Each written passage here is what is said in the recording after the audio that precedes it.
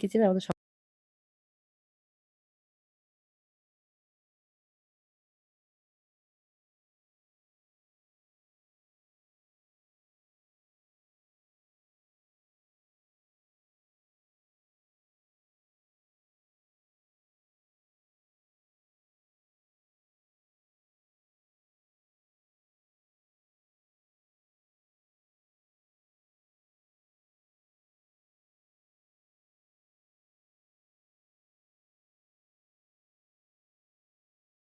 সাবুটা গুঁড়ো করে নিয়েছি।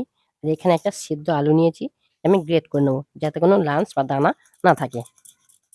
দেখুন আলুটা আমি গ্রেট করে নিয়েছি। কোনো লাঞ্চ নেই। এর মধ্যে আমি সাবুর গুঁড়োটা দিয়ে দেবো। এর মতো লবণ দিয়ে দিলাম। আমি খুব ভালো করে মেখে নেব।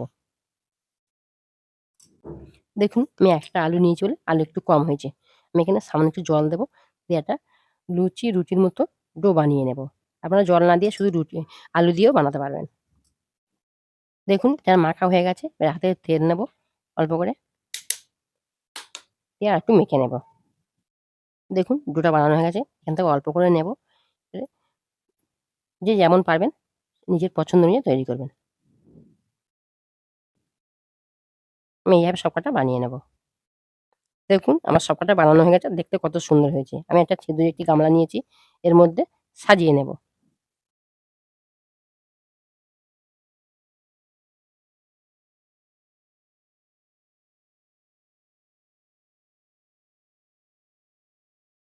দেখুন এটা আমি সাজিয়ে নিয়েছি।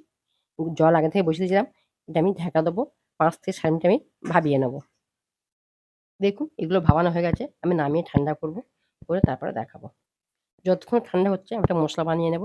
তার জন্য কড়াতে দিয়েছি অল্প একটু সরষের তেল। এবার দিয়ে দেবো কুচানো রসুন। আপনারা রসুনটা বেটেও দিতে পারবেন। এবার দেবো কুচানো আদা। এটা খুব ভালো করে ভেজে নেব যতক্ষণ না কাঁচা গন্ধ চলে যায়। দেখুন আদা রসুনটা ভাজা হয়ে গেছে। এবার দেবো কুচানো পেঁয়াজ। আমি এখানে গুঁড়ো লঙ্কা ব্যবহার করব। আবার চাইলে কাঁচা লঙ্কা কুচিও দিতে পারবেন।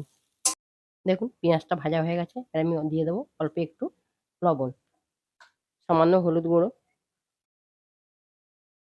ঝালের জন্য লঙ্কার গুঁড়ো। আপনি যেমন ঝাল খাবেন ঝালটা বুঝে দেবেন। এবার দেবো সামান্য একটু জল দিয়ে কষিয়ে নেব। কালারের জন্য দেবো সামান্য একটু কাশ্মীরি লঙ্কার গুঁড়ো। এবার আমি দেবো টমেটো সস। দেখুন এগুলো কত সুন্দর হয়েছে, কত সফট। এগুলো এবারে দিয়ে দেবো। এগুলো আমি খুব ভালো করে মিশিয়ে নেব। নিলে আমার রেসিপি রেডি হয়ে যাবে। দেখুন এটা আমার রেডি হয়ে গেছে। আর কেউ কারোর গায়ে লাগেনি। একদম ঝরঝরে আছে এবং খুব সুন্দর হয়েছে। আমি নামিয়ে নেব তারপরে দেখাবো।